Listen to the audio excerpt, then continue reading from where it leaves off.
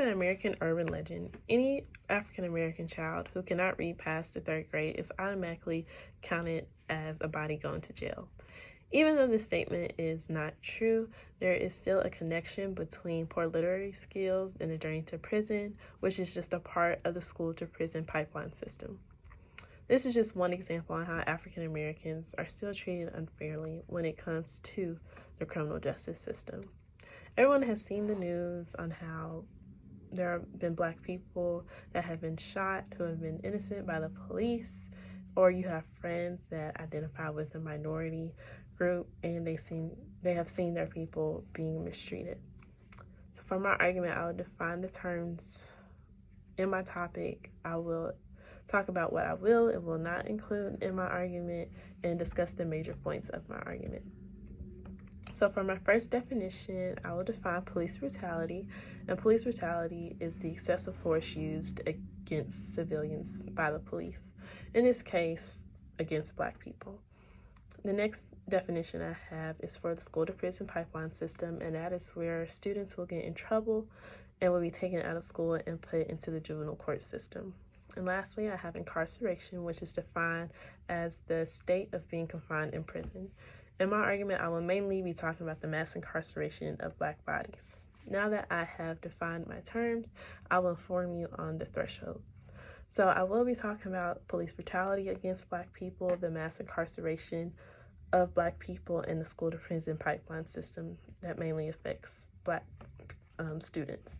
For this argument, I will not include the Black Lives Matter movement, any rights, or any other protest, or how the terms I stated before affects the Black community. I have established the limits of my argument, so now I will state my points. So police brutality against African Americans has been around since the 1800s.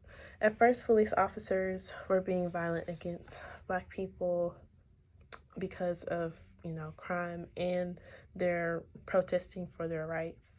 But now, since Black people have gotten their rights, they are still showing violence towards them when they are arresting Black people, and society has normalized it.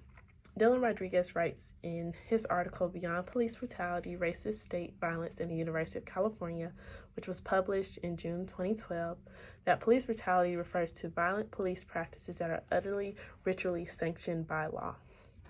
There are many cases that show police force was unnecessary. For example, the Breonna Taylor case.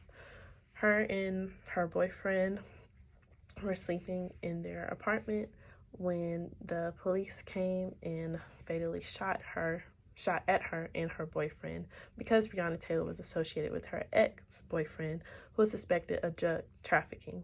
They used the no-knock warrant, where officers do not have to identify themselves before entering a home, but it is justified by law, but it can still lead to innocent people getting harmed.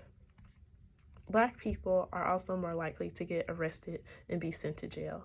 According to Bradley E. Edwards and Lauren F. Travis III in their Introduction to Criminal Justice, which was published in 2019, state that African Americans reside disproportionately in lower socioeconomic neighborhoods, which leads to a higher police population. This goes with the school to prison pipeline. Because these schools are in lower socioeconomic neighborhoods, there is going to be a higher police presence, which means that the students will have a higher chance of being taken to jail or to the juvenile system. In addition to the poor literary skills, kids who get in trouble will be taken to juvenile court and put in detention instead of administration giving out consequences. Michelle Goodwin, in her article, The 13th Amendment, Modern Slavery, Capitalism, and Mass Incarceration, published in 2019, states that African American children represent 32% of the children who are arrested, 42% of children who are detained, and 52% of children whose cases are judicially waived to criminal court. And lastly, this leads me to the point of mass incarceration of Black people. So the 13th Amendment was passed to abolish slavery, except as a punishment of crime. This led to a huge wave of Black people being pushed into jail. According to Michelle Goodwin in her article, the 13th Amendment, through the punishment clause, permitted reappropriation of Black bodies for no compensated labor in southern states and eventually for northern ones too. The trend continued over the years because of racial bigotry, finely tuned fear, and stereotypes. The Census Bureau states that Black people only make up 13.4% of the United States population, but according to Dr. Ashley Dulles, in her article, The Color of Justice, published in 2016, 38% of Black people are in state prisons. So for my argument, I have defined the terms I used, I established what I deemed was important to talk about, and lastly, I discussed the main points of my argument. The Black community has been faced with so much discrimination, specifically in the criminal justice system.